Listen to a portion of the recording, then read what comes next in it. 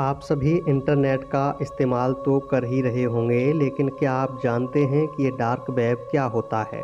यदि नहीं, तब आज का यह वीडियो आपके लिए बहुत ही जानकारी भरा होने वाला है।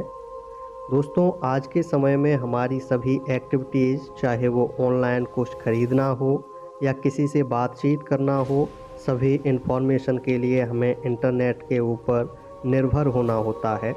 ऐसे में शायद आपको लगे कि आप वेब की दुनिया के विषय में सब कुछ जानते हैं और शायद आपने प्रैक्टिकली सभी चीज़ों को भी एक्सप्लोर भी कर लिया है इंटरनेट पर। लेकिन आपको शायद ये जानकर हैरानी होगी कि हमें इंटरनेट के बारे में केवल 4% ही जानकारी है। गूगल, याहू या कोई दूसरा सर्च इंजन ये सभी केवल 4% तक ही कवर करते हैं पूरी वेब वर्ल्ड की, और वहीं बाकी की 96% की वेब के बारे में हमें सच में भी कुछ नहीं पता है, और ये एक आम इंसान की पहुंच से भी परे होता है। इसी बड़े अपहुंच हिस्से को ही डार्क वेब कहा जाता है। दोस्तों, इंटरनेट को 3 हिस्सों में बांटा गया है। Number 1 surface web, number 2 deep web और नंबर 3 में है डार्क वेब। दोस्तों, बात करते हैं हम सबसे पहले सरफेस वेब की। सरफेस वेब को क्लियर वेब या क्लियर नेट भी कहा जाता है। सभी वेबसाइट्स और वेब पेजेस जिन्हें एक सर्च इंजन जैसे कि गूगल खोज सकता है, वो सभी को क्लियर नेट कहा जाता है। ये पूरे इंटरनेट का केवल 4% ही हिस्सा होता है।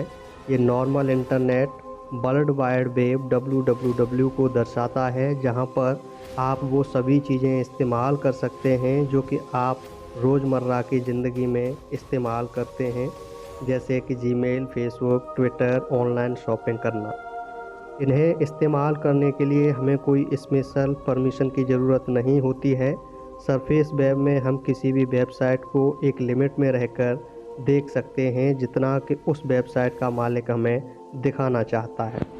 नंबर 2 पर आता है डीप वेब। ये इंटरनेट के उस बाकी हिस्सों को कहा जाता है जो कि सरफेस वेब के बाद आता है। डीप वेब के साइट्स को सर्च इंजन्स इंडेक्स नहीं कर सकते हैं। जितनी भी क्लाउड स्टोरेज की वेबसाइट होती हैं, वो सारी डीप वेब में ही आती हैं। इनमें बहुत से वेब पेजेस शामिल होते हैं, जैसे कि मेंबरशिप लॉगिन्स, सभी कंपनी और ऑर्गेनाइजेशंस के वेब पेजेस इत्यादि। डीप वेब को हम तभी एक्सेस कर सकते हैं जब तक हमारे पास फिक्स URL है और उसे पाने के लिए उसका पासवर्ड हो। डीप वेब के मेजॉरिटी हिस्से में कोई भी इलीगल चीज़ नहीं आती है। इसका डाटा एक जगह से दूसरी जगह पर भी ट्रांसफ़र किया जाता है। दोस्तों, नंबर 3 पर आता है डार्क वेब या डार्क नेट।